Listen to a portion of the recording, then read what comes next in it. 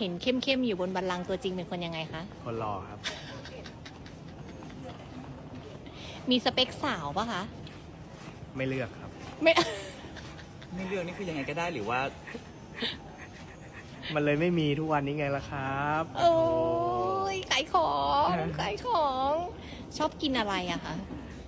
กินกระเตี๋ยวครั อ๋อบ เหรอชอบกินก๋วยเตี๋ย ช ว อบกินเส้นครับ วันไหนไม่อยู่สภาอยู่ที่ไหนอะคะ อยู่อ่างทองครับ โอ้โห แล้วทำอะไรบ้างอะคะอ่างทอง ลงพื้นที่ครับ รักประชาชน ตอนนี้มี FC เยอะมาก อยากฝากบอกอะไรกับ FC บ้างคะ ขอบคุณที่ติดตามนะครับ แล้วติดตาม จะไมุมอื่นบ้างนะครับ อืม เจอมุมตลกก็อย่าเพิ่ง unfollow กันนะ ติดตามได้ช่องทางไหนบ้าง Facebook ผมนะครับ เพจผมชื่อผมเลยนะครับ โอเคค่ะ